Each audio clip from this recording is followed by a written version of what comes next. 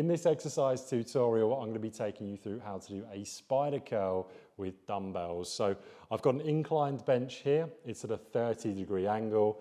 If you wanted to set up the bench, the general rule of thumb is you want to just be able to reach the weights with your hands. Now, it's really important that you're not coming too far down, otherwise you won't be able to fully straighten out your elbow during the repetitions.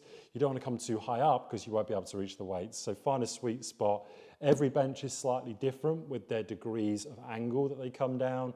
This is a Techno Gym one, they go in 15-degree angles. So try and use different benches if you can't find the specific angle on your bench and your gym's got several different types. Try them all out because there might be one that's just right for when you do your spider curls. So I'm going to come face down onto the bench. Now I've got my audio here, so when I come into the position, I'm going to be a little bit higher up than usual. So I would usually be in a position where just my chin was off the bench. However, I'm going to have to be a little bit higher up so you could still hear me on the audio. Now this means that my hands won't be able to reach the dumbbells, but you want to make sure that yours can on the actual grips.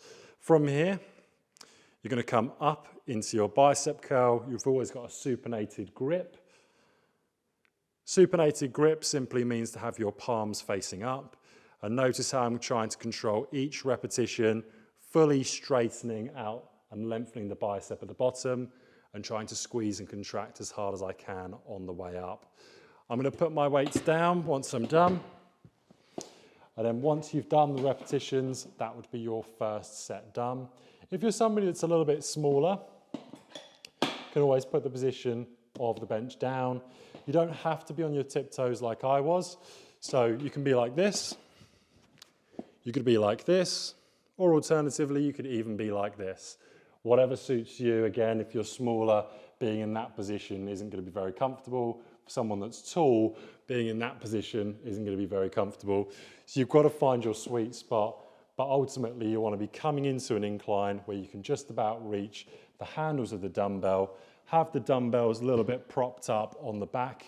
So you'll notice here they're not on the floor, they're slightly propped up. It's easier then to grip them. And once you're in position, you're then going to do your bicep curls, trying to really focus on controlling every part of the movement. That's how to do spider curls on an inclined bench.